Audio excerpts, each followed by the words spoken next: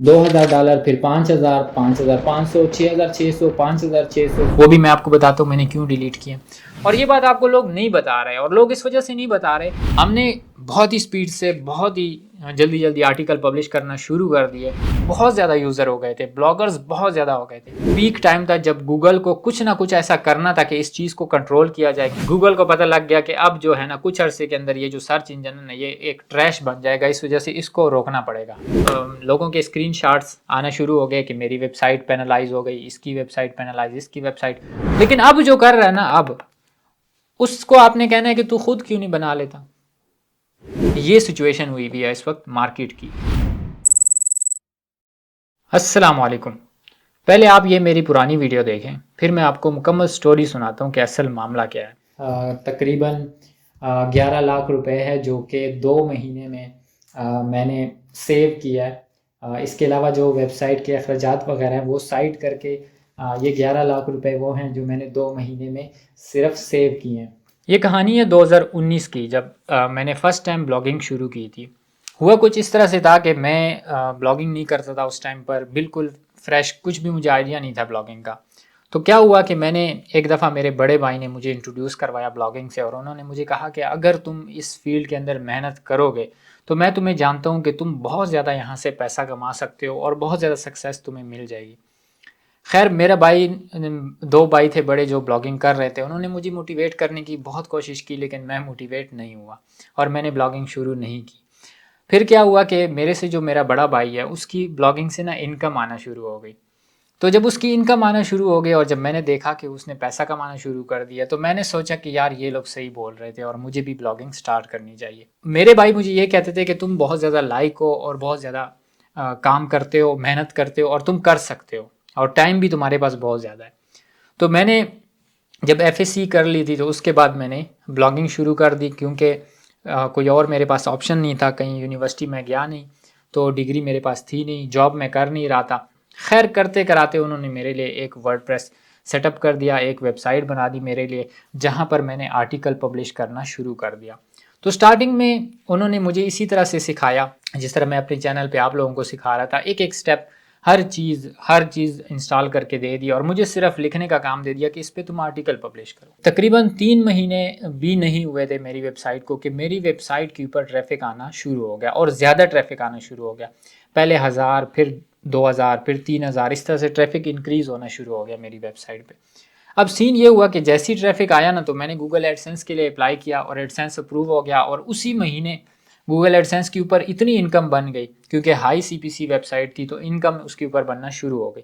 तो पहले महीने ही इनकम बनना शुरू हो गई, और तकरीबन $100 के करीब इनकम पहुंच गई थी पहले महीने। तो वो 100 पूरा नहीं हुआ था, तो फिर दूसरे महीने में चली गई, और वो जब दूसरे महीने वाली इनकम उसके साथ मिलाई तो वो टोटल जो है ना वो $300 तकरीबन क्रॉस कर चुका था। और उस टाइम जो है वो ये बहुत बड़ी इनकम होती थी, $300। और ये मैं बात कर रहा हूँ 2019 में, तकरीबन दिसंबर के आसपास ये सारी स्टोरी हुई थी, जब इस तरह से इनकम मेरी शुरू हो गई थी। 2020 स्टार्ट हुआ, 2021, 22, 23 और 24, ये जो 5 साल थे ना, ये ब्लॉगिंग के पीक ईयर्स थे। इसके अंदर इतना पैसा था, लोगों ने ब्लॉगिंग से इतना पैसा कमाया, इतना पैसा कमाया कि कोई इसकी हद नहीं है। मैं खुद जो है वो इसी चैनल के ऊपर जो है पहले वीडियोस बना चुका था, जो मैंने अभी डिलीट की हुई हैं। वो भी मैं आपको बताता हूँ मैंने क्यों डिलीट किए। तो मैंने वहाँ पर भी दिखाया कि किस तरह से मैंने करोड़ों रुपए जो है वो इस ब्लॉगिंग वाली फील्ड से कमा लिए थे इन 5 सालों में। देख सकते हैं हमारे पास दिसंबर महीना 2020 में $2000, फिर 5000, 5500, 6600, 5600, 5600, 4800, और करते करते ये हर महीने हमने तकरीबन इसी तरह से जो है पैसा कमाया है। और टोटल कुल मिला के हमारे पास, तो ये जो 5 साल थे ना, ये लर्निंग के साल थे, और इसी के साथ साथ ये 5 साल जो है वो काम करने के साल थे, और सब कुछ सेटल था, कोई प्रॉब्लम आपको नहीं थी। लोगों को पता था कि ब्लॉगिंग क्या है, ब्लॉगिंग के अंदर कौन कौन सी ट्रिक्स यूज़ करनी है, और वो ट्रिक्स जो है कभी कभी थोड़ी बहुत चेंज हो जाती थी, बाकी रहती वही थी, मेजर ट्रिक्स वही थी सारी। अब हुआ ये कि जब मैंने ये पैसा कमाना शुरू किया तो 2020 में ज़्यादा पैसा जब मैंने कमाना शुरू किया, तो मैंने क्या किया कि मैंने ना 2 वेबसाइटें और बना ली। उसके बाद फिर मैंने एक और बना ली, फिर एक और बना ली, इस तरह से करते कराते, क्योंकि मेरा इतना ज़्यादा एक्सपीरियंस नहीं था इसके अंदर, क्योंकि 2019 में मैंने शुरू किया तो 2020, 21, 22 मतलब बिल्कुल स्टार्टिंग के 2-3 साल थे। जब पहली पहली दफ़ा बंदे का होता है ना कोई काम, जब कोई काम स्टार्ट करता है तो उसको ना उस तरह से सारे आइडियाज़ जो हैं वो एक जगह पे जमा नहीं होते, उसका इतना तजर्बा नहीं होता। अगर मिसाल के तौर पर आज जो है वो सब कुछ काम कर रहा होता ना, तो आज मैं कोई 50-60 वेबसाइटें ईजिली चला रहा होता। लेकिन चूंकि उस टाइम पे मुझे पता नहीं था कि इस तरह से आप ज़्यादा से ज़्यादा वेबसाइटें बना के टीम रख के भी मैनेज कर सकते हो, तो इस वजह से मैंने यही 5-6 वेबसाइटों पर ही इत्तेफाक किया और इन्हीं को मैंने चलाया। अब सीन क्या हुआ कि वो बहुत ज़बरदस्त चल रहा था, सब कुछ बेहतरीन चल रहा था, लेकिन 2021 के अंदर ना GPT-3 मॉडल आ गया था AI का। अब GPT-3 मॉडल जो है ना वो जैसे चैट जीपीटी जब आया है ना, तो वो GPT 3.5 मॉडल के ऊपर चलता था।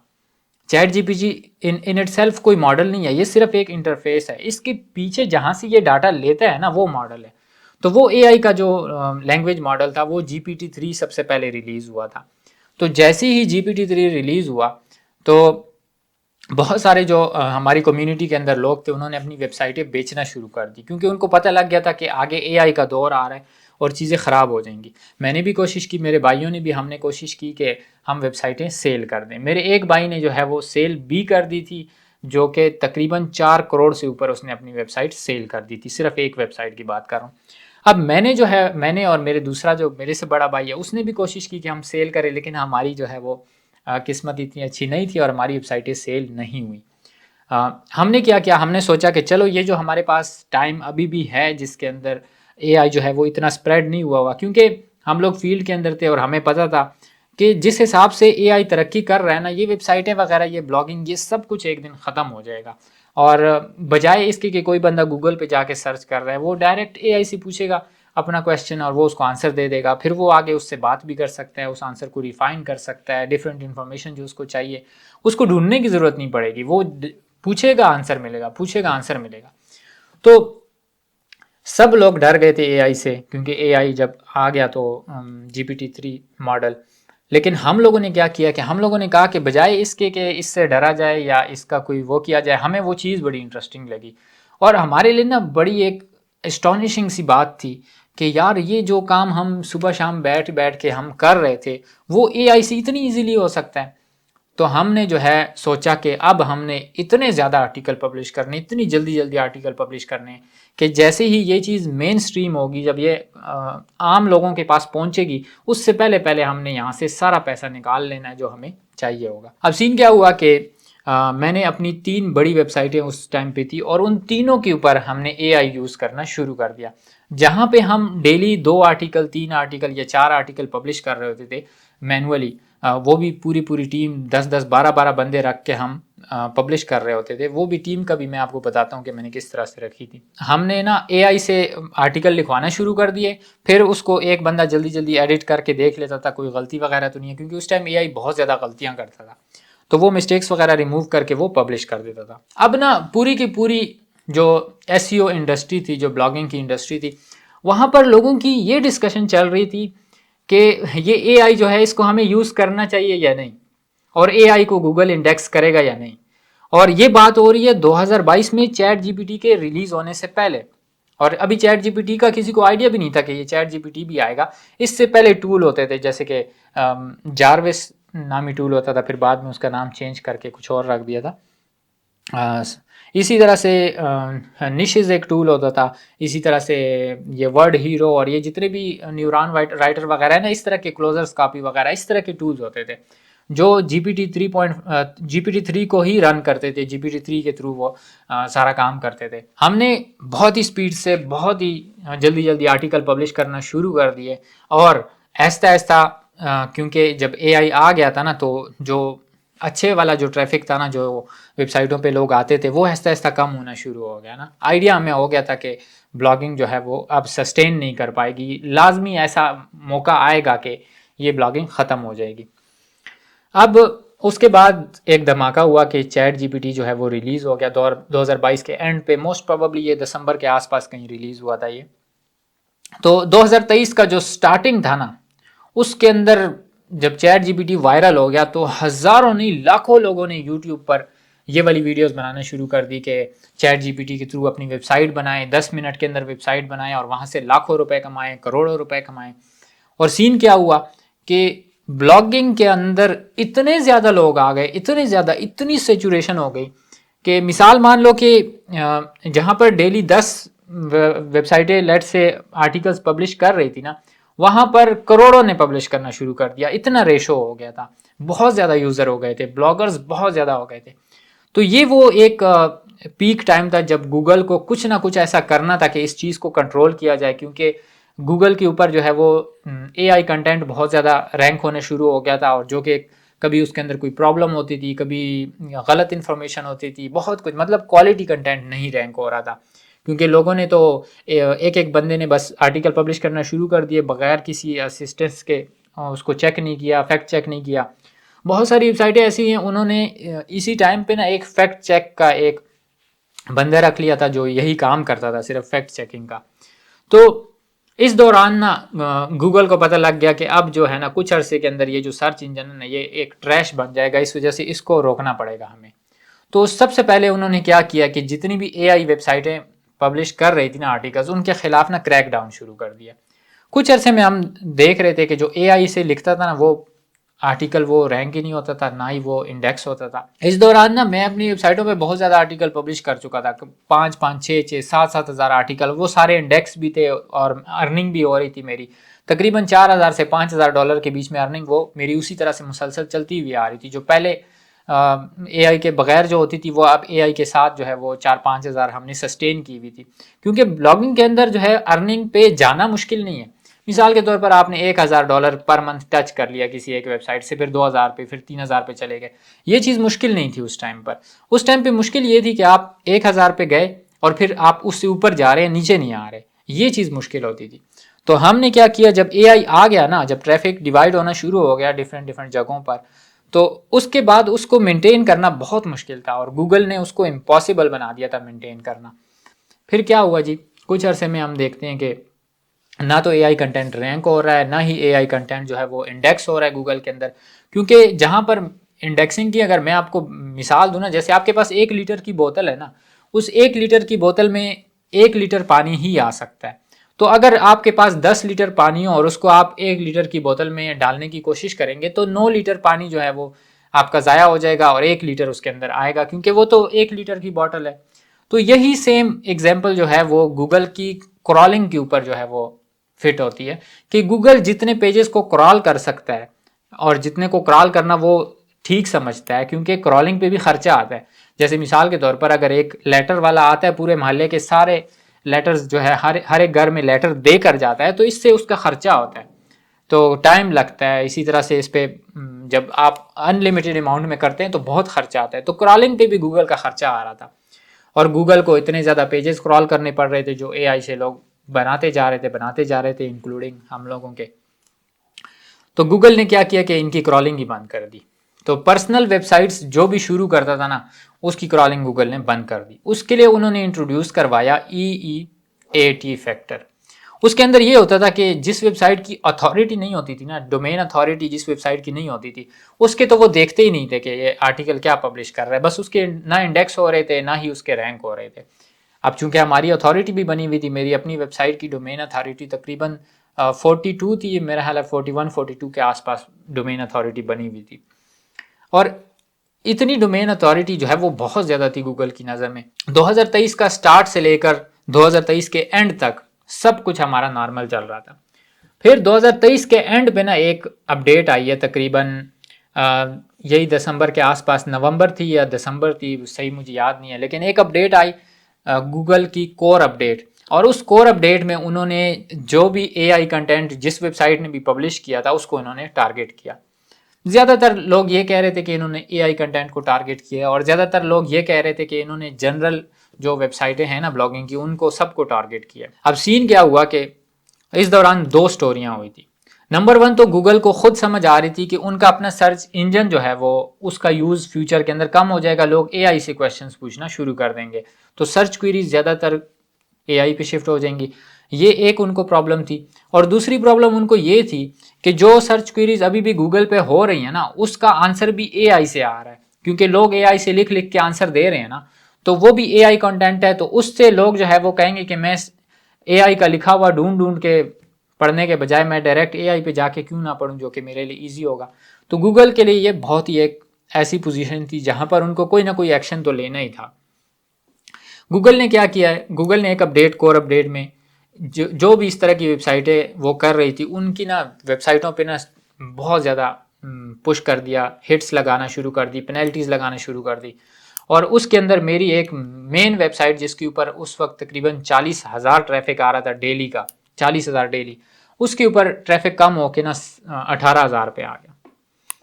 तो ये एक बहुत बड़ा शॉकिंग पॉइंट था मेरे लिए। और चूंकि पता था मुझे कि ऐसा होगा और यही सब कुछ हम देख रहे थे और रेडी थे इसके लिए, तो हमें ज़्यादा कोई, मुझे पर्सनली मुझे कोई ज़्यादा उससे टेंशन नहीं हुई, ज़्यादा तकलीफ नहीं हुई। क्योंकि मुझे पता था कि ऐसा होगा, मैं रेडी था मेंटली उसके लिए। और फिर आगे मुझे ये भी पता था कि अभी कुछ अरसे के अंदर ये जो 18,000 ट्रैफिक रह गया ना, ये भी ख़त्म हो जाएगा।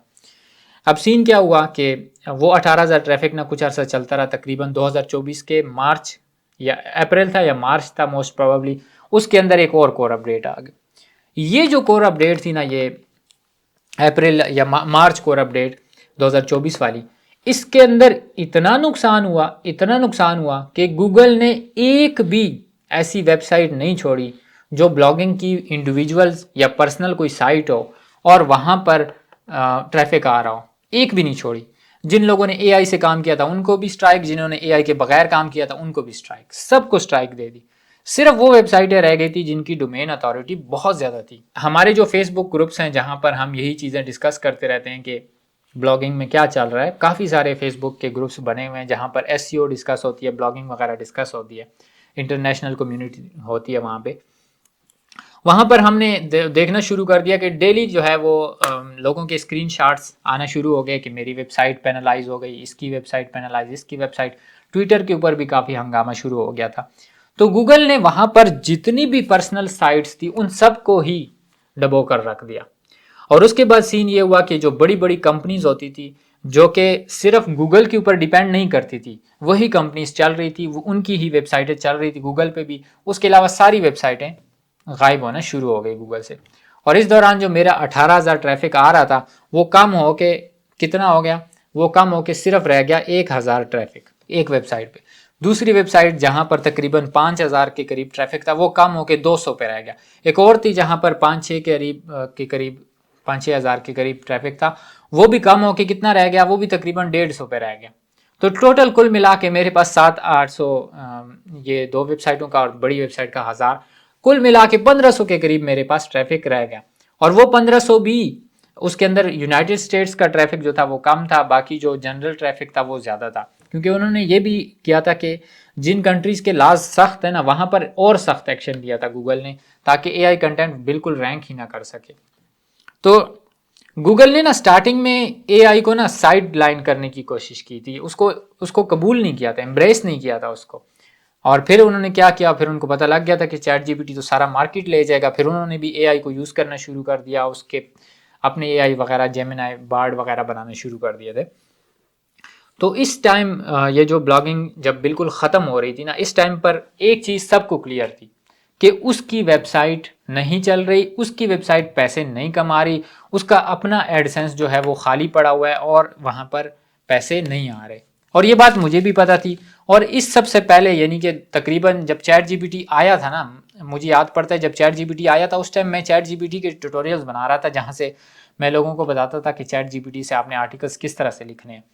तो मेरा जो यूट्यूब चैनल था जहाँ पर मैं ब्लॉगिंग को प्रमोट कर रहा था, जहाँ पर मैं इसी तरह की वीडियोस बना रहा था कि ब्लॉगिंग से किस तरह से पैसे कमाने हैं, कोर्सेज फ्री बनाए हुए थे, डिफरेंट डिफरेंट कीवर्ड रिसर्च में सिखाता था। और आप लोगों के लिए मैंने कीवर्ड जो है वो लिस्टें भी बना दी थी, मतलब व्हाट्सएप का मैंने नंबर दिया हुआ था व्हाट्सएप ग्रुप का, जहाँ पर आप लोग मैसेज करते थे और पर्सनल व्हाट्सएप में भी मैसेज आते थे कि ये वाली लिस्ट मुझे डाउनलोड करके दे दें। तो मेरे पास एक टूल है, उसकी लाइफ टाइम डील है मेरे पास, स्पाइफू नाम है, मेरी अपनी नहीं है, बाई की है टूल, लेकिन मैं जो है वो यूज़ करके कीवर्ड भी आप लोगों को निकाल कर दे दिया करता था, क्योंकि मेरे 2 मिनट लगते हैं जो मोस्ट प्रोबेबली आप लोगों को घंटा 2 लग जाता होगा। तो अब क्या सीन हुआ कि वो सारा काम ना ख़त्म हो गया। मेरी जो उस टाइम पे होती थी तकरीबन, जो मैं 4,000 5,000 डॉलर कमा रहा था, वो कम होते होते कितने पे आ गई, वो कम होते होते 1,000 पे आ गई, 1,000 डॉलर पे। अब इस दौरान ना मुझे एक चीज़ समझ आ गई थी।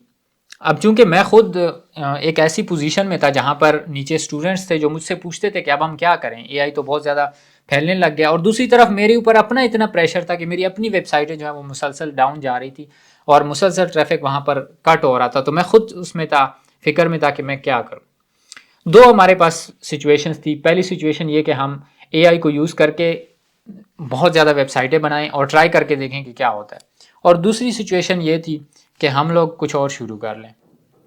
तो मैं चूंकि ऑलरेडी यूट्यूब पे पढ़ा भी रहा था, तो मेरे पास यूट्यूब चैनल था, लेकिन उसमें भी सब्सक्राइबर्स वगैरह इतने ज़्यादा नहीं थे, लेकिन ये अर्निंग वगैरह वहाँ से नहीं हो रही थी। लेकिन चूंकि ब्लॉगिंग ख़त्म हो रही थी तो उस चैनल का भी कोई फ्यूचर मुझे नज़र नहीं आ रहा था, और मैं चाहता भी नहीं था कि अब जब ब्लॉगिंग ख़त्म हो रही है तो मैं फिर भी इसको प्रमोट करूँ। असल स्टोरी ये है जो अभी मैं आपको बताने जा रहा हूँ, जो ब्लॉगिंग ख़त्म हो रही थी। तो क्या सीन हुआ कि इस दौरान जब ब्लॉगिंग ख़त्म होना शुरू हो गई ना, यहाँ पे मैं अभी आपको बताऊं, जो बेईमान बंदा होता है ना, वो फिर दूसरों को ना धोखा देना शुरू कर देता है अपने पैसे के लिए। हालांकि ब्लॉगिंग से हम जितना पैसा कमा रहे थे ना, बहुत ज़्यादा था। तो हमने क्या किया कि मैंने अपने यूट्यूब चैनल पे, जहाँ पर मैंने फ्री कोर्स भी अपलोड किया हुआ था, वहाँ पे मैं ने मोटिवेशनल वीडियोस भी अपलोड की हुई थी। ये पैसे वाली वीडियो जो आपने देखी, इस तरह की वीडियोस भी थी। अर्निंग की वीडियोस जहाँ पे मैंने करोड़ों रुपए कमा के वो दिखाए हुए थे, वो भी मैंने सब डिलीट कर दी। मैंने सारी कोर्सेज भी मैंने डिलीट कर दी। रीज़न क्या थी उसकी, मैंने क्यों डिलीट किए? डिलीट मैंने इस वजह से किए क्योंकि अभी के टाइम पे जब मैंने वो सारे एक्सपेरिमेंट कर लिए ना, जो बल्क के अंदर कंटेंट पब्लिशिंग वाले, उससे मुझे शुरू के अंदर फायदा हुआ, फिर गूगल ने पकड़ लिया, डी इंडेक्स कर दी वेबसाइट। फिर मैंने और बनाई, फिर थोड़ा बहुत वो चलती चलती चलती, फिर ड्रॉप। फिर मैंने दूसरी वेबसाइटें बनाई, चलते चलते चलते ड्रॉप। फिर एक और बनाई, चलते चलते ड्रॉप। फिर मैंने ना कहा कि चलो पार्टनरशिप कर लेता हूँ। तो जो मेरे साथ पहले राइटर्स काम कर रहे थे उनके साथ मैंने पार्टनरशिप पे वेबसाइटें बनाना शुरू कर दी, क्योंकि अर्निंग तो कम हो गई थी। क्या सीन हुआ, कुछ अर्सा वो वेबसाइट ऊपर जाती थी, 100 200 के करीब ट्रैफिक आना शुरू हो जाता था, फिर एकदम से गूगल पेनलाइज कर देता था। तो ये चीज़ मुझे समझ आ गई थी कि अब अगर आपको ट्रैफिक चाहिए तो गूगल आपको ट्रैफिक नहीं दे रहा। ट्रैफिक आपको इधर उधर से समेटना पड़ेगा, जैसे कि पिंटरेस्ट हो गया, बिंग हो गया, याहू हो गया, और इधर उधर जो छोटे मोटे सर्च इंजन हैं वहां से आपको ट्रैफिक आया करेगा। और यहाँ पर ना हर बंदे ने ना, जो ब्लॉगर्स थे ना, उनको कुछ समझ नहीं आ रही थी कि हम अपना ट्रैफिक कैसे बढ़ाएं, पैसे कैसे कमाएं। उन्होंने लोगों को सिखाना शुरू कर दिया उल्टा, कि अब हम चलो लोगों को पढ़ाना शुरू करते हैं। और उससे क्या होगा, उससे ये होगा कि ये जो नए नए प्लेयर्स आ रहे हैं मार्केट में, जो नए नए लड़के आ रहे हैं, ये लोग ब्लॉगिंग बनाएंगे, वेबसाइटें बनाएंगे, होस्टिंग वगैरह खरीदेंगे, हम इनको सिखाएंगे, इनकी चीज़ इनको प्रमोट करेंगे। और ये इनको जब साथ साथ ये भी बताना है कि आपको 2 साल लगेंगे ये कामयाब होने में आपकी वेबसाइट, या 1.5 साल आपको इजीली आपको काम करना पड़ेगा, फिर आप पैसे कमा सकते हैं, और लाखों रुपए करोड़ों रुपए दिखा दिए कि मैंने किस तरह से कमाए हैं और आप भी कमा सकते हैं। जो कि अगर हम देखें तो 3 4 साल पहले ये बात ठीक थी। अगर 2 साल पहले किसी ने ये वीडियो बनाई है ना कि किस तरह से लाखों रुपए ब्लॉगिंग से कमाने हैं, तो वो ठीक था, क्योंकि उसको नहीं पता था कि एआई आ रहा है और ये सब कुछ खत्म हो जाएगा। लेकिन अब जो कर रहा है ना, अब उसको आपने कहना है कि तू खुद क्यों नहीं बना लेता। अगर 10 लाख रुपए आप कमा सकते हो महीने का, $10,000 $5,000 $2,000 महीने का अगर आप कमा सकते हो एक वेबसाइट से, तो कौन बेवकूफ़ आदमी है जो खुद नहीं बना लेता। अभी हम जैसे एक्सपीरियंस बंदे को तो एक वेबसाइट बनाने में कितना टाइम लगता है, तकरीबन 3 4 घंटे के अंदर सब कुछ हम फाइनल कर देते हैं। वेबसाइट बना भी ली, सेटिंग वगैरह हर चीज़ उसकी रेडी कर दी, बस अब उस पर सिर्फ आर्टिकल पब्लिश करने हैं। और ऊपर से हमारे पास होस्टिंग के लिए सर्वर भी पड़े हुए हैं, डोमेन्स भी हमारे पास पड़े हुए हैं। तो हम क्यों नहीं कर रहे? हम $2,000 $3,000 क्यों नहीं कमा लेते महीने का? हम इस वजह से नहीं कमा लेते क्योंकि ऐसा कुछ भी नहीं है इस वक्त। इस वक्त ब्लॉगिंग के ऊपर पैसा कमाना इतना मुश्किल हो गया, इतना मुश्किल हो गया कि वो लोग जिनका 10 10 साल एक्सपीरियंस है, वो भी यहां से मैक्सिमम 200 300 $500 तक कमा रहे हैं। ये सिचुएशन हुई भी है इस वक्त मार्केट की। और ये बात आपको लोग नहीं बता रहे, और लोग इस वजह से नहीं बता रहे क्योंकि उनके जो यूट्यूब चैनल है ना, जहां पर वो इसी चीज़ को प्रमोट करते हैं, कभी एक टूल प्रमोट कर रहे हैं, कभी दूसरा टूल, कभी जो है आपको कह रहे हैं कि ये चीज़ खरीद लो, उसके अंदर उनका अपना कट होता है, अपना कमीशन होता है उनका, तो उनका ये बंद हो जाएगा। और दूसरा, इसके अंदर जो इम्पोर्टेंट बात है ना, ये जो मैं आपको, क्योंकि आप खुद अगर ब्लॉगर्स हैं तो आपको पता होगा ये कि ब्लॉगिंग के अंदर जो चीज़ मैटर करती है वो सीपीसी है। जितनी सीपीसी आपकी हाई होगी उतनी ही आपकी अर्निंग हाई होगी। और यूट्यूब पे भी यही सेम सिस्टम है, सीपीसी जितनी हाई होगी। और ब्लॉगिंग और इससे रिलेटेड ये जो मेक मनी ऑनलाइन वाला जो सेक्शन है ब्लॉगिंग का, इसके अंदर सीपीसी बहुत हाई है। तो जब वो आपको यूट्यूब पे इस तरह की वीडियोस आप स्टार्ट से लेकर एंड तक देख रहे होते हैं ना, तो बेशक उसके अगर 2000 3000 या 5000 भी व्यूज आ रहे हैं ना, तो उसके ऊपर भी अच्छी खासी अर्निंग हो जाती है उसकी। ये सारी स्टोरी थी कि ब्लॉगिंग जो है वो इस वक्त ऑफिशियली ख़त्म हो चुकी है। और किसी भी नए आने वाले बंदे को मैं ये रिकमेंड नहीं करता कि वो वेबसाइट स्टार्ट करे, उसके ऊपर वो साल 2 साल मेहनत करे और फिर साल 2 साल बाद वो वहाँ से पैसे कमा लेगा। वजह क्या है? वजह यह है कि आप लोग वेबसाइट स्टार्ट तो कर लोगे, साल 2 साल आप मेहनत तो कर लोगे, लेकिन उसके बाद तो एआई इतना फैल जाएगा, एआई इतना वो हो जाएगा, चैट जीपीटी और ये बाकी टूल्स इतने कॉमन हो चुके होंगे कि कोई भी बंदा गूगल को यूज ही नहीं करेगा इन्फॉर्मेशन के। जैसे मिसाल के तौर पर आप मुझे बताएं, जैसे अभी लेट से मुझे अभी मुझे सर्च करना हो कि how to start a business, एक बिजनेस कैसे स्टार्ट करना है, तो मैं कौन सा बिजनेस, अब मेरा माइंड तो होगा ना कुछ। लेट से मैं कहता हूँ कि मैंने ई कॉमर्स बिजनेस स्टार्ट करना है, तो मैं डायरेक्ट चैट जीपीटी से पूछ लेता हूँ। और इस वक्त तो मुझे जो है वो टाइप करने की भी ज़रूरत नहीं है, क्योंकि ये चीज़ें इतनी सिंपल, इतनी आसान कर दी हैं अभी चैट जीपीटी ने, कि टाइप करने की भी ज़रूरत नहीं है। तो मैं यहाँ पे आपको अभी एक डेमो भी दे देता हूँ। यहाँ से आपने ये वॉइस मॉडल ओपन करना है चैट जीपीटी का, और इससे आपने पूछ लेना है, hey chat GPT, I want to start an e commerce business in Pakistan, so how should I do it. Starting an e-commerce business is an exciting venture. To get started, you'll want to research the market, identify a niche or products that have demand in Pakistan, create a business plan. तो यहाँ पर आपने देखा कि अब जो है वो सारी इंफॉर्मेशन जो आपको जो है वो रिटर्न के अंदर मिल रही थी, वो सारी आपको यहाँ से ये बोल कर भी बता देता है बिल्कुल फ्री में, जो कि बहुत ही इंटरेस्टिंग चीज़ है। और दूसरा ये कि ब्लॉगिंग का पैसा कहाँ से आ रहा था, ये मेन मेन चीज़ ये है कि ब्लॉगिंग का पैसा कहाँ से आ रहा था। ब्लॉगिंग का पैसा आ रहा था एड्स से। जो एड्स आप लोग देख रहे थे, जब वेबसाइट ओपन होती थी वहाँ पे एड्स चलते थे, उन एड्स से पैसा आ रहा था, जो कि टेक्स्ट बेस्ड एड्स होते थे। और इस वक्त जो एड्स चल रहे हैं ना, उसका कितने परसेंट जो है वो टेक्स्ट बेस्ड एड्स रह गए हैं? 5-6% रह गया होगा। और बाकी सारे एड्स कहाँ चले गए हैं? वीडियो एड्स पे चले गए हैं। टिकटॉक के ऊपर एड्स चलाते हैं एडवर्टाइजर अपने, फेसबुक पे, ट्विटर पे, यूट्यूब पे। और जो वेबसाइटें हैं ना जहाँ पे गूगल एडसेंस एड्स चलाता था, वहाँ पर बहुत ही थोड़े, इतने कम रह गए ना कि लोग सिर्फ अपनी वेबसाइटें ही प्रमोट करते हैं। और वेबसाइटों के ऊपर ट्रैफिक लेकर जाना, फिर वहाँ से लीड कलेक्ट करना, ये एक ऐसा मॉडल बन गया कि लोग इसको अभी बिल्कुल मतलब लिफ्ट ही नहीं कराते। तो इस वजह से ब्लॉगिंग के अंदर पैसा बहुत कम हो गया। और सिर्फ वो लोग जिनका 10 साल 12 साल एक्सपीरियंस है, जो बहुत ज़्यादा क्रिएटिव लोग हैं, वो लोग ही ब्लॉगिंग से पैसा कमा रहे हैं इस वक्त। जो बड़े बड़े ब्लॉगर हैं, जैसे कि इस्माइल ब्लॉगर हो गया, उसने भी ब्लॉगिंग छोड़ दी हुई है। हालांकि उसका तो नाम भी इस्माइल ब्लॉगर है, लेकिन वो अब ब्लॉगिंग के बारे में बात नहीं करता, सारी वीडियोस क्रिप्टो के बारे में वो अपलोड कर रहा है। तो ये सिचुएशन इस वक्त बनी हुई है। और नेक्स्ट वीडियो में मैं 1-2 बंदे एक्सपोज भी करूंगा जो अभी भी आपको ब्लॉगिंग के और इससे रिलेटेड आपको कोर्सेज बेच रहे हैं, और जो कि उनको नहीं करना चाहिए, लेकिन वो अभी भी बाज नहीं आ रहे, और वो जो है ना झूठ बोल बोल के आपको कोर्सेज बेच रहे हैं, तो उनसे भी आपने बच कर रहना है। तो इंशाल्लाह मिलते हैं नेक्स्ट वीडियो में, तब तक के लिए अल्लाह हाफिज़।